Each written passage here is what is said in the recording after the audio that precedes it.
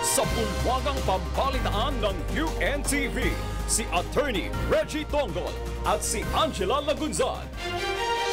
Magandang hapon Pilipinas at sa buong mundo. Ito ang balita.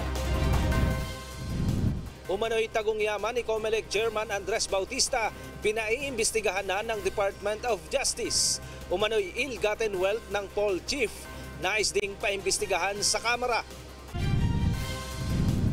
Investigasyon sa umano'y mga tagong yaman, handang harapin ni Commission on Elections Chairman Andres Bautista. Mga personalidad na umano'y tumanggap ng suhol o tara, pinangalanan at itinuro ng customs broker na si Mark Ruben Taguba II. 6 na industriya na may malaking kontribusyon sa ekonomiya ng bansa, pangunahing tututukan ng Philippine Competition Commission. Karagdagang pondo hihilingin ng Department of Budget and Management sa Kongreso sakaling kulangin ng pantustos para sa libreng matrikula sa state universities and colleges. Una sa ating mga balita ngayong hapon, pinaimbestigahan ng Department of Justice o DOJ ang umano'y mga tagong yaman ni Commission on Elections o COMELEC Chairman Andres Bautista Jr. Samantala isang hiwalay na investigasyon naman ang isusulong sa Kamara. Ito ang balita ni Roderick Mendoza. Inatasan na ni Justice Secretary Vitaliano Aguirre ang NBI na imbestigahan ang ibinunyag ni Mrs. Patricia Paz Bautista na umano'y tagong yaman ng asawang si COMELEC Chairman Andres Bautista. Batay sa salaysay ni Ginang Patricia, posible umanong nagkamal si Chairman Bautista nang aabot sa 1 bilyong pisong nakaw na yaman. Kabilang dito ang 35 bank account sa Luzon Development Bank na umaabot sa 329 milyon pesos ang kabuang balanse. Isang condominium unit sa Bonifacio Global City at isa pang condo unit sa San Francisco, California sa Estados Unidos. Partikular na ipinaalam ni Aguirre ang posibleng pananagutan ni Bautista sa kabiguan nito na ideklara sa kanyang Statement of Assets, Liabilities and Net Worth o SALN ang sinasabing mga bank accounts at mga ari-arian. Kasama rin sa pinaiimbestigahan ang posibleng paglabag ni Bautista sa Anti-Money Laundering Act at kaparehong mga batas. Magpapatawag naman ang hiwalay na investigasyon sa Kamara si Kabayan Party List Congressman Harry Roque na posibleng tumanggap ng suhol si Bautista mula sa Smartmatic. May nakita akong mga vouchers, no? At kasama dun sa voucher na lumalabas, halagang natanggap, galing sa Smartmatic. Kasi lumalabas doon, parang nangungumisyon siya sa isang law office. Hindi tinukoy ng kongresista ang law office, ngunit mahalagaan niyang matiyak na may bahid ang integridad ni Chairman Bautista. Kapag may ganyang bahid, baka nabenta ang ating demokrasya nung huling halalan. Roderick Mendoza, UNTV News and Rescue, Manila. Handa namang harapin ni Commission on Elections o COMELEC Chairman Andres Bautista Jr. ang anumang investigasyon kaugnay sa alegasyon ng kanyang asawa na pagkakaroon umano niya ng mga tagong yaman. Ito ang balita ni Aiko Miguel. We are ready to face anything and everything. Nanindigan si Commission on Elections Chairman Andres Bautista na wala siyang itinatagong yaman na nagkakahalaga ng 1 bilyong piso. Taliwas ito sa akusasyon ng kanyang asawa na si Patricia Paz na mayroon umano siyang condominium unit sa San Francisco at bank accounts na naglalaman ng malaking halaga. Ayon kay Chairman Bautista, ang lahat ng kanyang ari-arian ay nakasaad sa isinumite niyang 2016 Statement of Assets, Liabilities and Net Worth. Iginiit rin ng Paul Chief na problema sa pera na nahaluan na umano ng pamumulitika ang nakikita niyang dahilan ng mga paratang ng kanyang asawa. Papakita po namin sa mga susunod na araw na ito po ay isang kaso ng paninikil at panggigipit. Sa totoo lang po, ako po ang biktima dito. Biktima ng pagtataksil. Ang aking pong pagkatao para po akong naghahasa sa aking sariling pamamahay. Handa rin anya siyang bumaba sa pwesto kung magiging hadlang ang isyong ito sa kanyang trabaho. Hindi po ako kapit-tuko sa kahit anong posisyon o panunungkulan. No? Kung ang palagay ko ako'y nagiging pabigat na sa isang institusyon, wala namang problema sa akin na magbitiw. No? Nagkausap na rin anya sila ni Pangulong Duterte at pinayuhan sila tungkol sa kanilang problemang mag-asawa. Tiniyak naman ng Malacanang na hindi kukonsintihin ng Administrasyong Duterte ang anumang uri ng korupsyon. The whole matter has to be fully investigated. At this stage, that's all we can say. Aiko Miguel, UNTV News and Rescue, Manila. Sa kaugnay na balita, isinusulong din ni Senate Majority Leader Senator Tito Soto na imbestigahan ng Senado si Commission on Elections o COMELEC Chairman Andres Bautista Jr. Hindi lamang ukol sa usapin ng tagong yaman nito, kundi pati na rin sa integridad ng 2016 elections. Ito ang balita ni Nel Mariboho. Posible umanong maharap sa kasong plunder si COMELEC Chairman Andres Bautista dahil sa revelasyon ng asawa nito hinggil sa umano'y ill-gotten wealth nito na nagkakahalaga na aabot sa halos 1 billion pesos. Ayon kay Senator Grace Poe, bagaman totoong away mag-asawa ang nangyayari kina Bautista at kay Ginang Patricia Bautista, pero iginiit ng senadora na hindi ito dapat tratuhin na ordinaryong away mag-asawa. Kahit na sabihin nila, away mag-asawa yan. Totoo, away mag-asawa, pero higit pa dyan ito. Away ito ng ating estado sa mga nangungurakot. Maghahain naman ang resolusyon si Senate Majority Leader Tito Soto upang imbestigahan ng COMELEC Chief. Ito ay dahil na rin sa magiging question ngayon sa integridad ng 2016 elections. Sa mga informasyon na lumabas, it really casts a cloud of doubt in the 2016 elections. Pagka ganyan, ang dami na nga natin naririnig na kung ano-ano tungkol doon. Pagkatapos biglang meron ganito, the best option is for us to have an inquiry. Ayon kay Soto, pangungunahan ng Blue Ribbon Committee at Electoral Reforms and People's Participation ng investigasyon na ito sa isyu ng COMELEC Chair. Nel Mariboho, UNTV News and Rescue, Senate of the Philippines. Binatikos ng ilang senador ang Department of Justice at mga opisyal ng Department of Agriculture. Ito ay dahil sa umano'y kawalan ng aksyon at kasong naisasampa laban sa mga grupo na sangkot sa pagmamanipula ng presyo ng bawang at iba pang agri-products. Ito ang balita ni Nel Mariboho. Muling binuksan ng Senate Committee on Agriculture and Food ang investigasyon sa biglang pagtaas na naman ng presyo ng bawang sa bansa. Batay sa resolusyong inihain ni Senator Cynthia Villar, umabot sa 140 hanggang 200 pesos kada kilo nito sa kasalukuyan. Dito muling naungkat ang mga ginagawang hakbang ng Department of Justice at Department of Agriculture laban sa mga nagkakartel at kumukontrol sa supply at presyo ng agri-products. Nung nagkaroon ng pagdinig dito ng hearing si Bangayan, halos halos umami na siya sa ginagawa niya. In the end, wala tayong ginawa. The report is 2014. Walang na-filean ng case, di ba? Hindi ba yung rice smuggling? Wala rin na-filean ng case. It's still for issuance ng resolution. Hindi po natin makita kung ang pagkakaintindi ko po mayroon ng draft. Naging usapin rin ang pagkuha ng import permit ng ilang kumpanya para sa pag-aangkat ng bawang. Batay sa ulat ng DA, 12,000 metric tons lamang sa kabuuang 57,000 metric tons ng bawang na mga nabigyan ng import clearance ang dumating sa bansa. Ayon kay Agriculture Secretary Manny Piñol, gumawa naman sila ng aksyon sa usapin na ito. Nag-spike yung prices ng garlic only in the first quarter of 2017. And when there was a marked increase in the price of garlic, I instructed Undersecretary Ariel Cayanan to summon all of the importers after we noticed that they were not bringing in the volume that they were supposed to bring in. Ayon kay Secretary Piñol, may tinitignan na silang daan-daang ektarya ng lupa na maaaring mapagtaniman ng bawang. Kapag naging positibo ang hakbang na ito, inaasahang matutugunan na ng bansa ang garlic demand sa merkado at hindi na kinakailangan mag-angkat pa sa ibang bansa.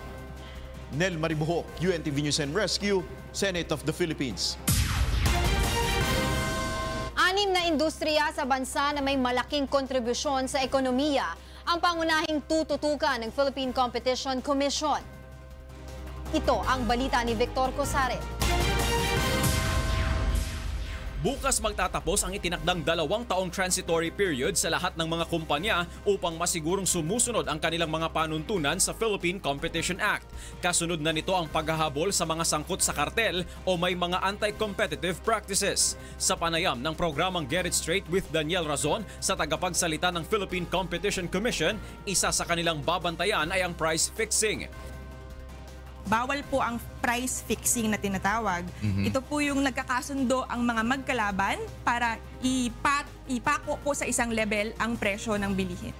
Posible rin po yung tinatawag po nating abuse of dominant position. Bis po na itong mga maliliit na kumpanya na to ay makapasok din sa laro at makapag-compete, pinapatay po niya yun. 6 na industriya na may malaking kontribusyon sa ekonomiya ng Pilipinas ang pangunahin nilang tututukan. Ito ay ang agrikultura, manufacturing, services, transportation and logistics, telecommunication at power. Magsasagawa ng investigasyon ng PCC kung may reklamo laban sa isang kumpanya o kung may inirefer na kaso ang isang ahensya ng gobyerno. Maaari ring mag-imbestiga motu proprio ang PCC. Multa at pagkakakulong ang maaaring kaharapin ng mga kumpanyang lumabag sa batas. Pero may kulong po sa mga direktor at manager na nakakaalam po dun sa mga illegal na gawain. Up to 7 years. Up to 7 years. At meron din pagmumulta. Opo, malaki po yung multa. Up to 250 million naman po tayo. Maaari din anyang ipatigil o ipasara ng komisyon ang operasyon ng pasaway na kumpanya. Ayon kay Attorney Papa, sa ngayon may 3 kumpanya na sumasailalim na sa full administrative investigation ng PCC. Hinihiling din ng PCC sa publiko na isumbong sa kanila ang anumang sabwatan sa negosyo at industriya na nagdudulot ng mas mataas na presyo ng mga produkto at serbisyo. Victor Cosare, UNTV News and Rescue, Quezon City. Itinuro at pinangalanan ng customs broker na si Mark Ruben Taguba II ang mga opisyales ng Bureau of Customs sa umunay binibigyan niya ng tara o suhol o para hindi na dumaan sa inspeksyon ang mga container na kanyang inilalabas. Ito ang balita ni Grace Cassin. Attorney Teddy Rabal, Attorney Marunilla. Attorney Marunilla. Director Estrella, Teddy Sagaral. Halos 3,000 piso umano ang pinaghahati-hatian ng mga opisyalis ng Bureau of Customs sa kada isang container. Kaya nailabas ng mabilis ng customs broker na si Taguba ang container na pinaghihinalaang naglalaman ng mahigit 600 kilo ng shabu na nakumpiska sa Valenzuela City. 10,000 umano ang kanyang ibinibigay sa Import Assessment Service, 3,000 sa Port Collector, 2,000 sa Intelligence Group, 1,000 sa X-Ray, tagli 500 piso naman sa Director at Deputy Director ng Customs Intelligence and Investigation Service, Enforcement and Security Service Director at Commander at sa Formal Entry Division, 200 piso naman sa Peer Inspector, habang may 7,500 pa umano na ibinibigay sa Section 15. Subalit tahasan namang itinanggi ng mga opisyales ang akusasyon ni Taguba. I have not met Mr. Taguba prior to these hearings. I have not talked either by phone or in person to Mr. Taguba. I have not asked anyone to collect anything. I categorically deny that I received money from Mr. Mark Taguba. No, I am not receiving money from illicit activities, Your Honor. I'm contented with my sahod. Sa huli, nilinaw ni Taguba na isang tita nani ang kumukolekta sa kanya ng 10,000 piso para sa opisina ng IAS at hindi niya direktang ibinibigay ang pera sa mga opisyal na una niyang itinuro. Kilala mo ba, nakausap mo ba, nagkita na ba kayo, nagkausap na kayo nung certain person na binanggit mo o itinuro mo? No, Your Honor. Nakausap mo ba siya personal? No, Your Honor. Yung Jerry po, meron pong nagte-text sa akin. Ayon pa kay Taguba, matagal na itong nangyayari sa Bureau of Customs at hindi nawawala kahit ilang beses nang nagpalit ang administrasyon. Pinapadalo naman ng mga kongresista sa susunod na pagdinig ang mga pangalang ibinigay ni Taguba na umano'y inaabutan niya ng pera. Grace Cassin, UNTV News and Rescue, House of Representatives. Pinag-aaralan ngayon ng House Committee on Appropriations kung posibleng magamit ang mababawas na budget sa bawat departamento ng pamahalaan para sa Free College Education Program na nilagdaan kamakailan ni Pangulong Rodrigo Duterte. Ito ang balita ni Joanano. Sinimulan ng busisiin ng mababang kapulungan ng Kongreso ang panukalang pondo ng iba't ibang ahensya ng pamahalaan para sa taong 2018. Ilan sa mga kagawaran na nakapagpresenta na ng kanilang proposed budget sa Kongreso ang PCSO, Department of Agriculture, Department of Agrarian Reform, Commission on Human Rights at iba pang mga ahensya.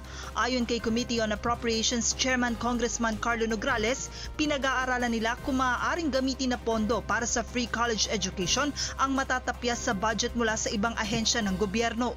So malalaman namin kung sino yung mga departments or agencies na underspending or underutilized or unutilized ang kanilang mga pondo. So ito magiging basis namin para tingnan kung kinakailangan ba na i-cut natin ang budget for 2018 nila based dun sa kanilang performance. Kamakailan nilagdaan ni Pangulong Rodrigo Duterte ang batas na magbibigay ng libreng matrikula para sa mga estudyante sa mga state universities and colleges. Subalit hindi pa tukoy ng Department of Budget and Management kung magkano ang eksaktong pondo na ilalaan ng pamahalaan para dito. Samantala, sinagot din naman ni Congressman Nograles ang naging pahayag ni Senator Panfilo Lacson kung saan sinabi nito na kunin na lamang sa pork barrel ng mga mambabatas ang pondo para sa free college education.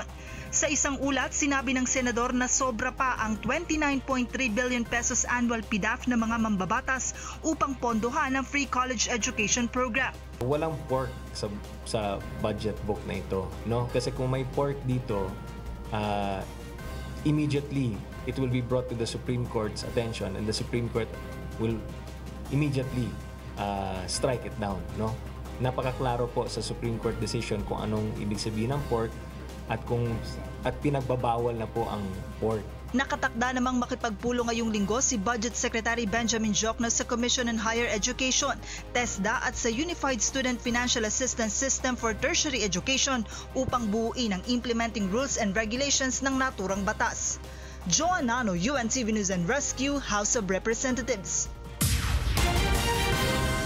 Hihingi naman ng karagdagang pondo ang Department of Budget and Management o DBM sa Kongreso sakaling kulangin ang pantustos para sa implementasyon ng free college education.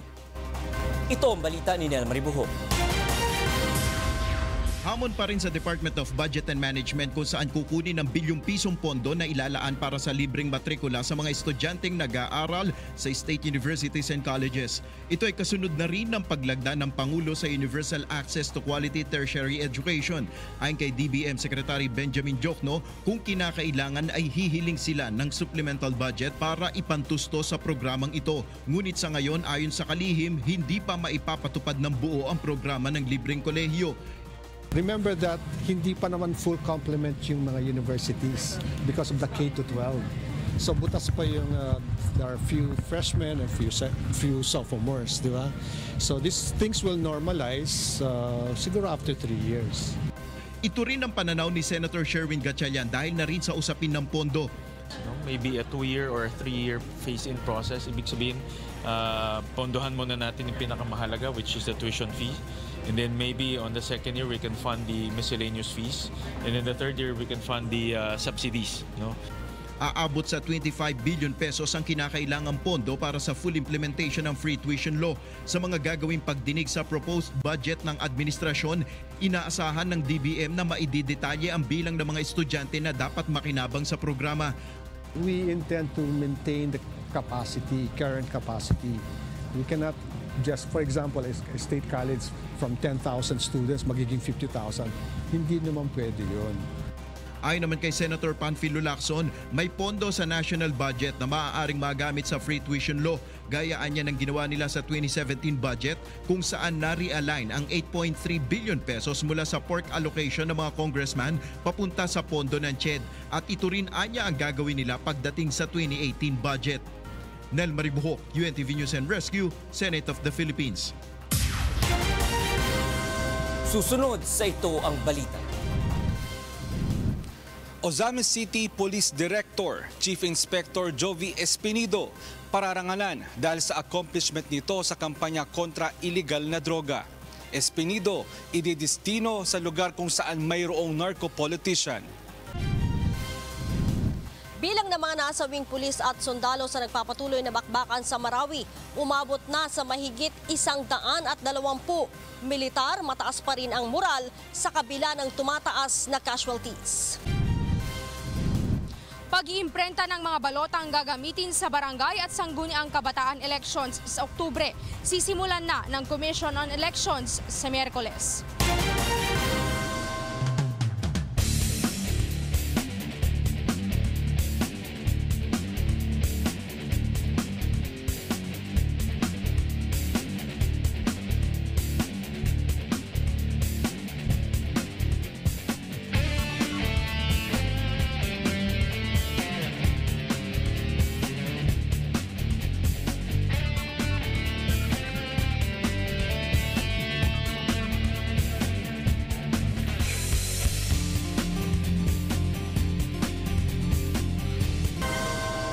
Sisimulan na ng Commission on Elections o COMELEC sa Miyerkules, August 9 ang pag-iimprenta ng mga balotang gagamitin sa barangay at sangguniang kabataan election sa Oktubre. Ito ang balita ni Aiko Miguel.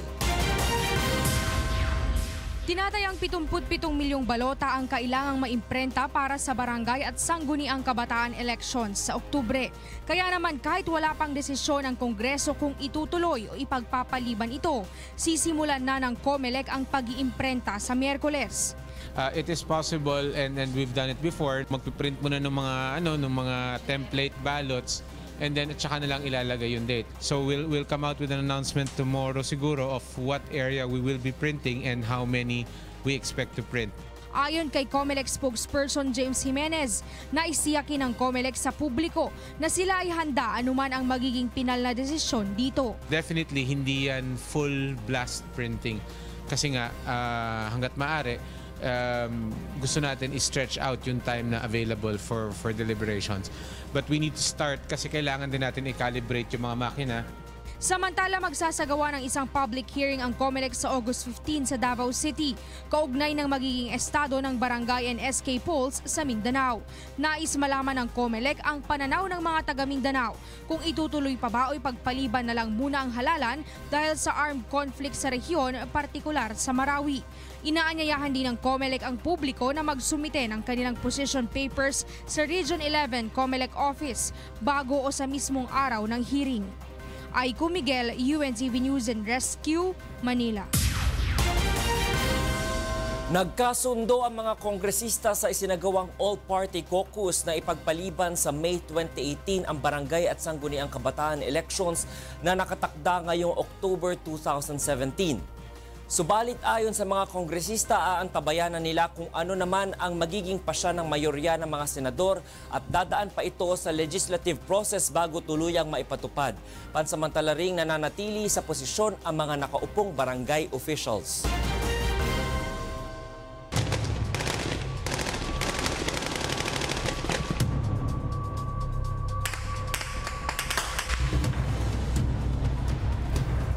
Sisimulan na bukas ang deployment sa mga tauhan ng pamahalaan sa mga evacuation center na pansamantalang tinutuluyan ngayon ng mga biktima ng bakbakan sa Marawi. Ang mga ito ang inatasan na mangalap ng pangangailangan ng mga residenteng apektado ng krisis sa lugar. Ito ang balita ni Rosa Licos. Ang tauhan ng national at local government kasama ang people's organizations at non-government agencies ang mag-iikot sa mga evacuation centers simula bukas. Sila ang inatasang mangalap ng impormasyon ukol sa mga pangangailangan ng internally displaced persons o IDPs bunsod na nangyaring gulo sa Marawi City. Pagkatapos nito, sunod nilang pupuntahan ang iba pang lugar sa Marawi City upang magsagawa naman ng post-needs conflict assessment.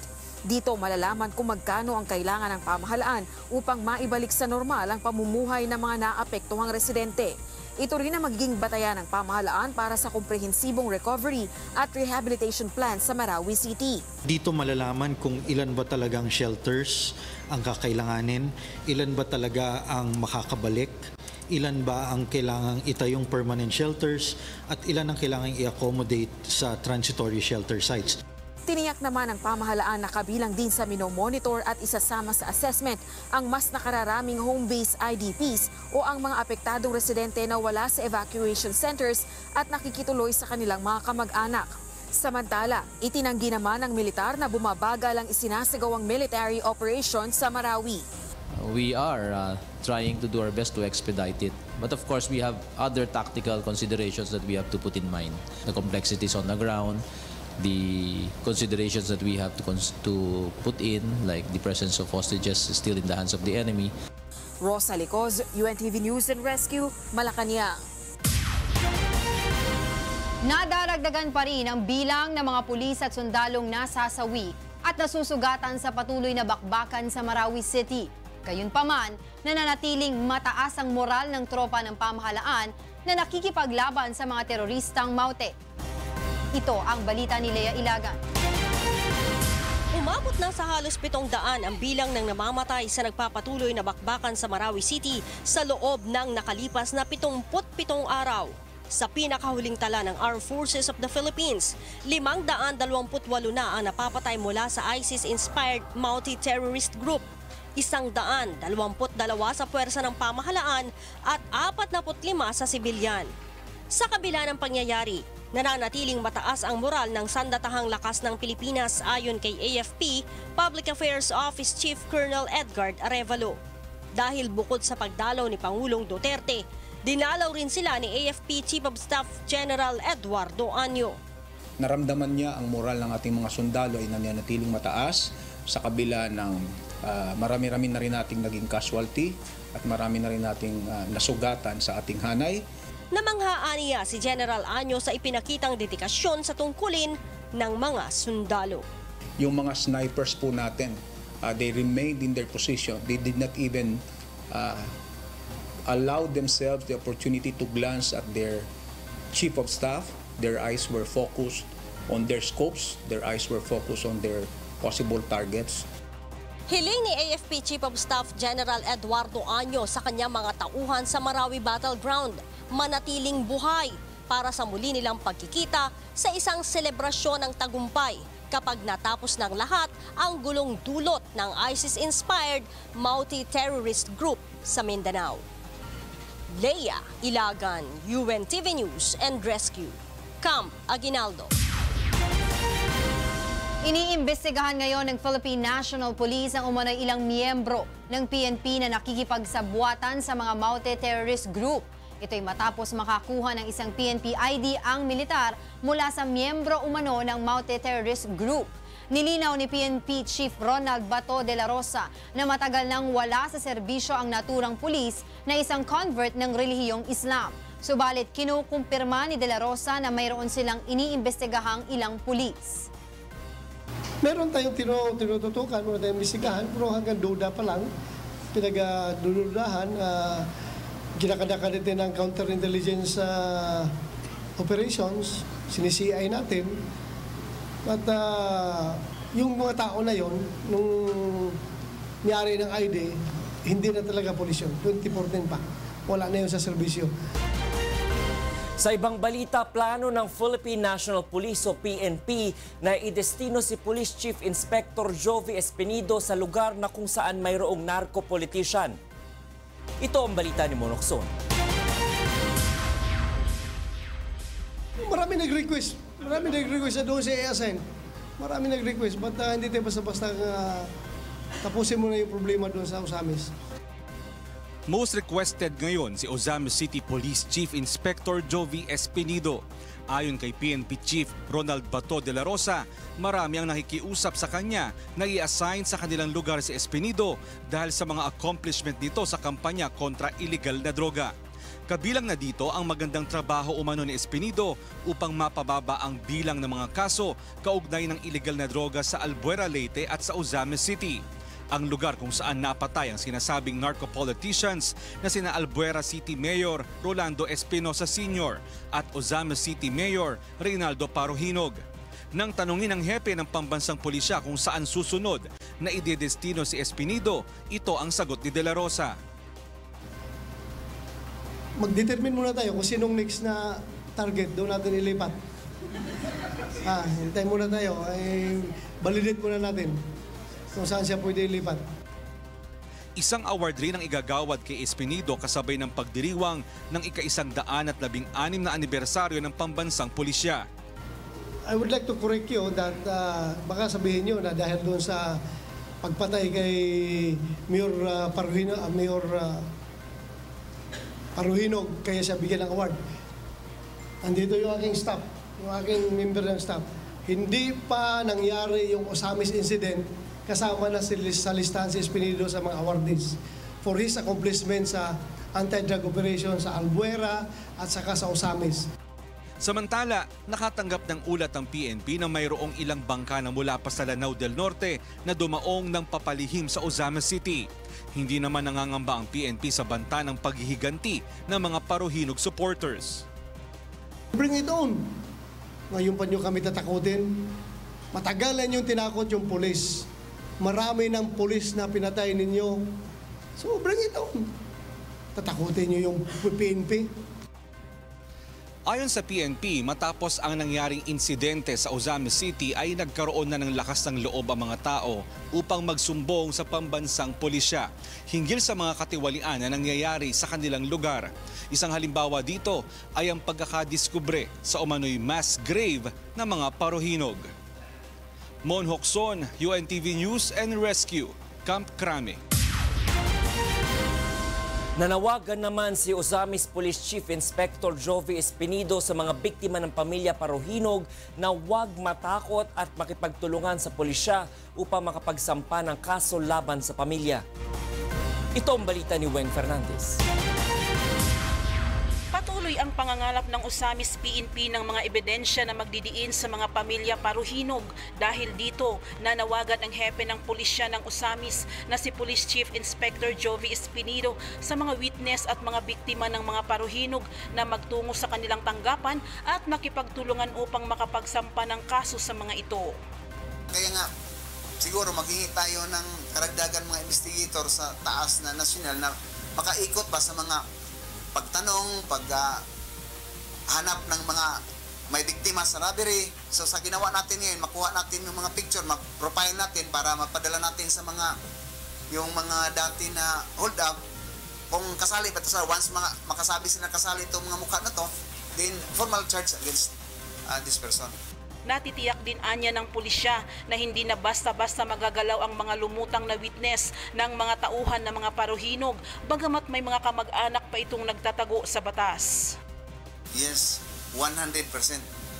Sa nakita nila na wala na talagang time sa kanila na matatakot kasi yun nga na neutralize na natin, masabi natin na neutralize, hindi na eradicate kasi may mga remains. No, may naiwan pa, mga buhay pa. But then, sila, dahan-dahan na lumantad na para isabi na nila na sila kasama sa ganun ng mga robbery. Sino ang naghawak talaga ng Paruhinog groups, yung mga Martilyo gang na yan, Asitilingin gang, Budol-Budol gang. So yun, iba-ibang mga gang dito sa Osamis. Samantala, pinahukay na rin ni Espinido ang isa pang lugar sa isang barangay na umano'y ginawa ring tapunan ng mga pinapapatay ng mga Paruhinog sa barangay Kapukaw C. Subalit hanggang 4 feet lamang ang nahukay na lalim dahil nasira ang backhoe. Ayon kay Espinido, malaki ang posibilidad na may tinapong tao sa naturang lugar. Magsabi ako 80% kasi siya mismo nakita na doon talaga barilin, ihulog na. Weng Fernandez, UNTV News and Rescue, Osamis City. Binatikos at kinundena ng ASEAN foreign ministers ang ginagawang land reclamation at militarization ng China sa South China Sea o West Philippine Sea sa kanilang mga pagpupulong na nagpasimula pa noong Biyernes. Ito ang balita ni Maki Libradilla. Hindi makatutulong sa isinusulong na pagkakaisa ng Association of Southeast Asian Nations ang anumang pansariling hakbang na ginagawa ng mga kasaping bansa sa pinagtatalo ng teritoryo sa South China Sea. Ito ang nagkakaisang pahayag ng ASEAN Foreign Ministers kaugnay sa ginagawang land reclamation at militarization ng China sa lugar. Anila, pinagmumulan lamang ito ng tensyon at gulo sa pagitan ng ASEAN member countries at ng China. Pinagtibay din nila ang pagsunod sa 1982 United Nations Convention on the Law of the Sea o UNCLOS upang magtuloy-tuloy na ang gumagandang sitwasyon at usapin sa South China Sea. Kasabay nito, pinagtibay na ng ASEAN ministers at China ang framework ng Code of Conduct na siyang magiging basihan sa negosasyon ng pagbuo ng aktwal na panuntunan sa pinagtatalunang teritoryo. Ayon sa Department of Foreign Affairs, pananatilihin ng ASEAN members ang gumaganda ng sitwasyon sa South China Sea. Ito ay kahit na wala pa ring linaw kung ipagpapatuloy ng China ang pagtatayo ng mga infrastruktura sa lugar. ASEAN and China will continue to cooperate on such practical maritime cooperation efforts, including management and prevention of conflicts among parties through confidence-building measures, as well as to prevent miscalculations on the ground. Maki Libradilla, UNTV News and Rescue, Pasay City. Tampok sa closing celebration ng 50th ASEAN Summit bukas ang simultaneous landmark lighting sa capital cities ng ASEAN countries at iba't iba pang lugar sa Pilipinas. Mula sa Pasay City, nagbabalik si Maki Libradilla live. Maki, go ahead. Yes, Angela, isang grand parade at light display ng iba't ibang ASEAN countries ang highlight sa pagtatapos ng ASEAN Foreign Ministers Meeting bukas.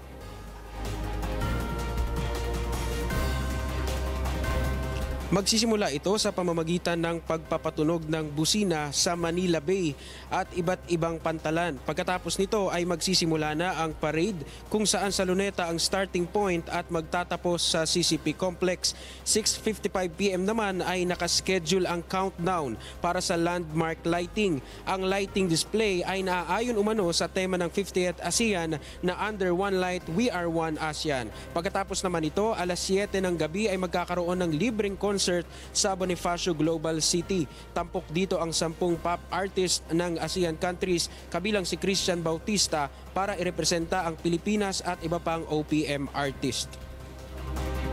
Angela, bago ang grand parade na yan at firework display ay magkakaroon naman ng grand celebration ang mga foreign ministers at mga delegado bukas sa PICC at inaasahan na a-attend dyan si Pangulong Rodrigo Duterte. Angela?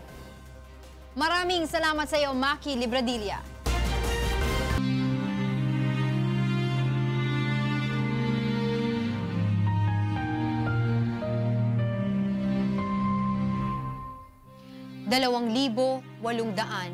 at 14 na araw na po o mahigit 7 taon na po ang nakalipas mula nang maganap ang malagim na Maguindanao Massacre. Ngunit hanggang ngayon ay naghahanap pa rin tayo ng katarungan sa mga biktima ng malagim na krimen. At sa tila madilim na hinaharap ng kaso, hindi po bibitiw ang UNTV sa labang ito hanggang makamit ang katarungan, hindi lamang para sa aming 4 na kasamahan, kundi sa lahat ng mga biktima ng karumal-dumal na pamamaslang. Susunod sa Ito ang Balita. Bakuna kontra HPV inilunsad ng DOH sa Mandaluyong. Mag-aamang music lovers nagpamalas ng kanilang talento sa pag-awit sa ginanap na Wishcovery On-Ground Audition sa Baguio City.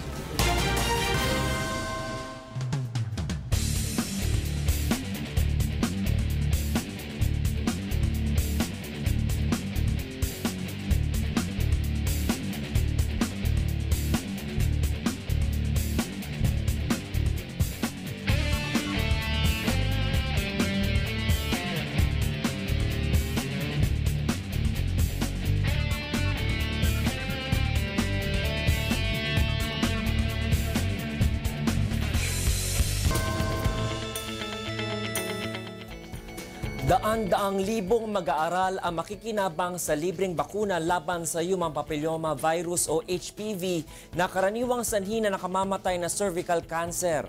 Ayon sa Department of Health o DOH, prioridad na mabigyan ng free HPV vaccine ang mga kababayan natin sa mahihirap na mga lalawigan.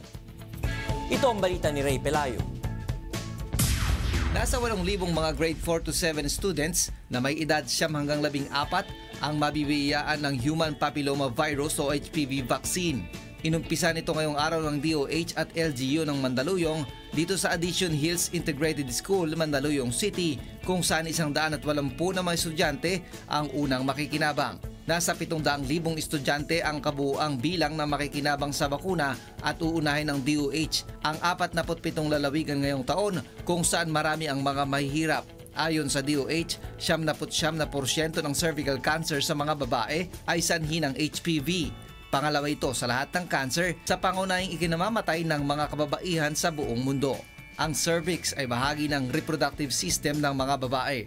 Ayon sa DOH, nagkakaroon ng HPV kapag hindi malinis sa pangangatawan ang magpartner. Isa sa nagiging dahilan, in hygiene, kalinisan sa katawan at pag medyo hindi ka nakakaangat sa buhay, hindi ganun kadaling i-maintain yung personal hygiene both sa lalaki at sa babae.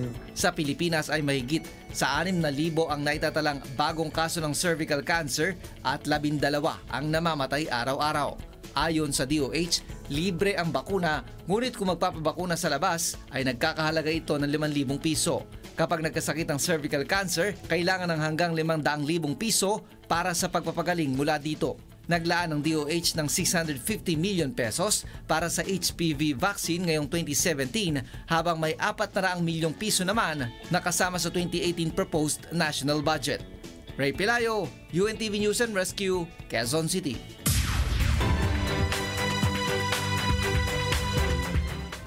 Mayong gabi, una sa atong mga balitang prom day.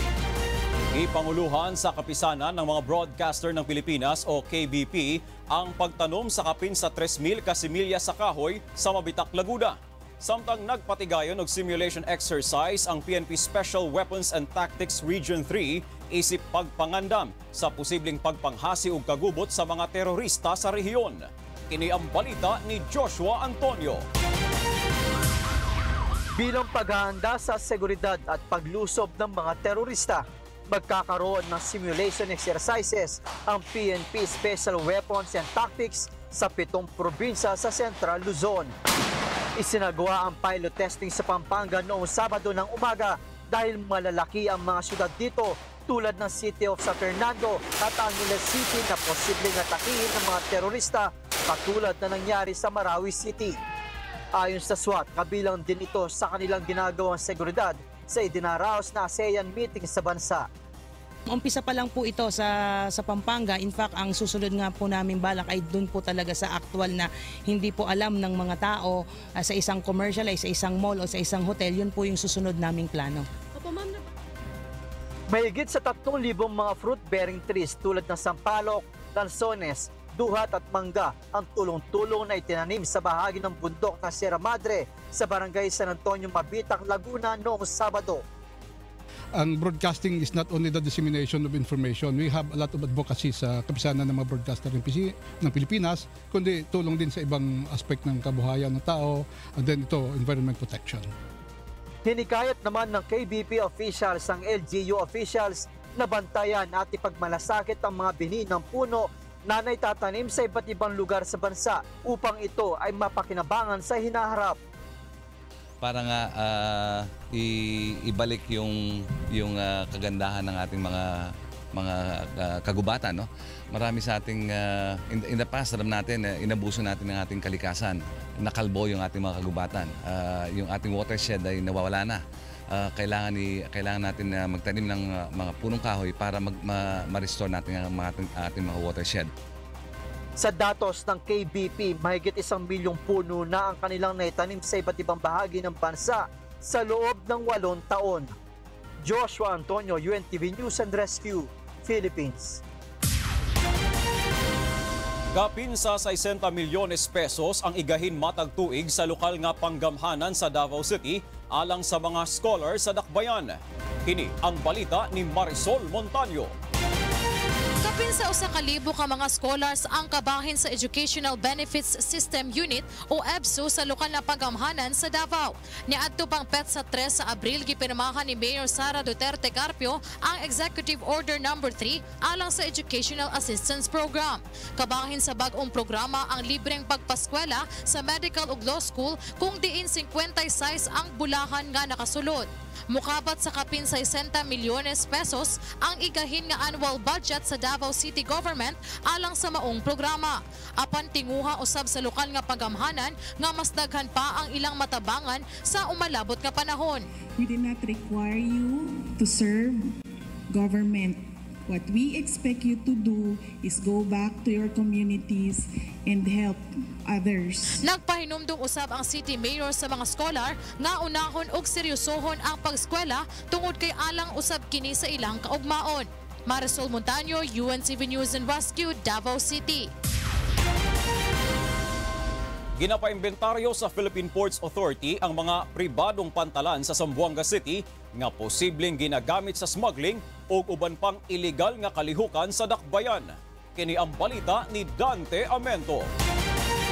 Inaatasan po ngayon ang ating PM at ang ating legal po sa PPA at ang ating Port Police in coordination with the PCG na simulan na po yung inventaryo sa immediate vicinity at gawin po natin ang lahat ng paraang legal para mapatigil yung mga illegal na mga structures na yan. Incluido con el tamanda inventario el hindi taabahan na siyento jutay muelle o pier que ta opera. Asigon con PPA General Manager Attorney J. Daniel Santiago, por medio de este pronto puede será y termina el los operador del illegal. Puede también prevenir con el los illegal actividades igual del smuggling. Itaas sa entrada mga droga prohibido e entrada de los mal persona na lugar. Dahil nga sa pagiging papagbasid at pagiging stricto, kung kaya't sa mga nakaraang mga ilang linggo ay sunod-sunod ang pagkakahuli ng mga nagnanits na pumuslit through this sa ating port. Resentimiento ya lang 60 individual que takre ay manjunto con el maute ya entra na lugar. Posible el cuantos de estos ya pasan a privado muelle o a bordo del privado barco.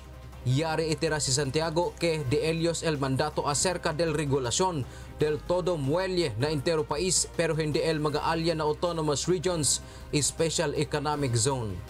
Dante Amento, UNTV Noticias Eriscate, Ciudad de Zamboanga. Og kana ang mga balita ang atong gitutukan gawas sa kauluhan. Ako si Victor Cosare, maayong gabi.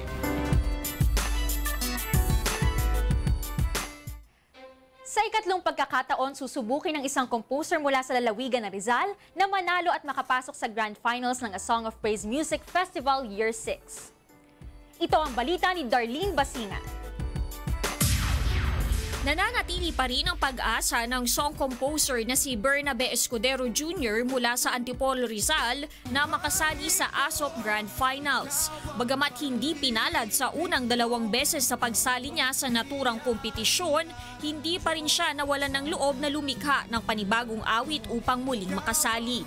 At sa kanyang pangatlong paglahok kagabi, itinanghalang kanyang awit na Ikaw ang Buhay Ko bilang unang weekly winner sa buwan ng Agosto.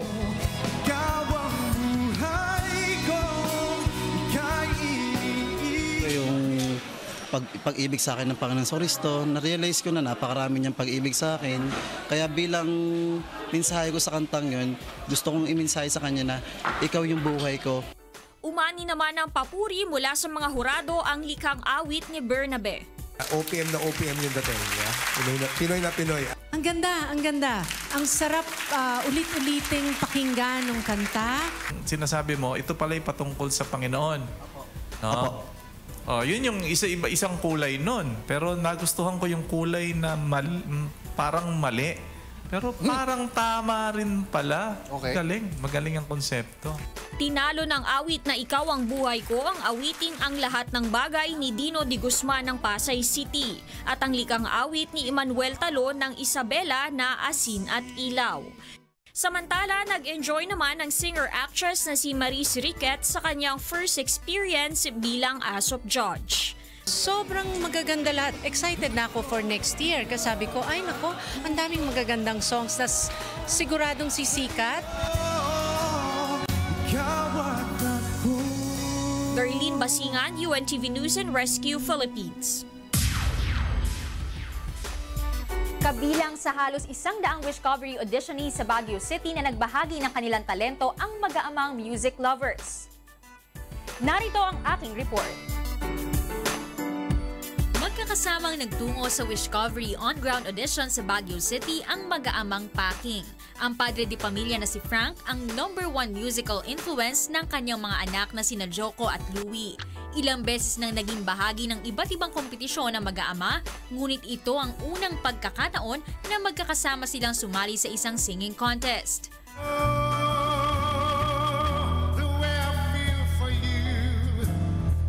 It's now or never.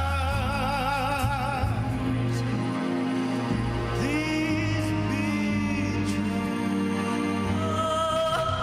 Ikaw ay narito at minamahal. Masaya kasi magkakasama kami. Kahit magkakalaban yung tingin ng iba pero wala lang sa amin. Magkakasama pa rin kami. Masaya ako para kahit sino makuha sa amin. Si Frank ay isa sa mga napiling pre-qualifier mula sa huling batch ng on-ground auditionees. Magpapatuloy naman ang singing journey ni Joko at Louie na nagsisimula pa lamang sa pagtupad ng kanilang pangarap sa larangan ng musika. Naniniwala naman si Frank na malayo pa ang mararating ng kanyang mga anak. Actually, mas malaki potential sila sa akin. Mas magaling sila sa akin. Lose yourself to someone. Leslie Longbowen, UNTV News and Rescue, Philippines. How do you not run out of Samantala, pakinggan muna natin ang kasalukuyang press briefing ni Pangulong Rodrigo Roa Duterte sa Malacanang. Kasama ang Marines, nag-raid ng doon sa Maote for drugs in connection with a drug case. Ang unang namatay doon mga police pati Marines, it was drugs. Tapos sabihin mo walang nangyari. Hindi lang nga maganda ang nangyari, pero magsabihin walang nangyari. Ang koleksyon niya sa droga, kasing for the entire 6 years niya, kinuha ko lang ng 1 taon. Paano niya masabi na walang nangyari? Anyo no, huwag kang magsalita ng ganong you belittle. Because that, as I said, is a very sensitive issue to me. Why? Because I ordered the raids at namatay yung mga pulis at sundalo ko. Kaya ako galit pagka gawain mo lang small time yung buhay ang nakataya dyan, Noy. Kaya ako nagalit sa iyo. Ano bang ginawa mo? Ikaw lang ang presidente na may mga generals na nakasabit sa droga. Tapos magsalita ka ng ganon. Bigyan mo ako general na may droga, putulan ko ng ulo yan sa harap mo. Kaya huwag ka magsalita ng paisi, wala nangyari. Ikaw, sabi ko, gonggong ka. Bakit ka magsabi ng ganon? Bakit ikaw? Anong... wala ka kasing emosyon eh. When a person is bereft of emotional stability, ganun magsalita. You should be... Kita mo marami na taong namatay dyan. Marami ng biktima na Pilipino, milyon-milyon na, tapos walang...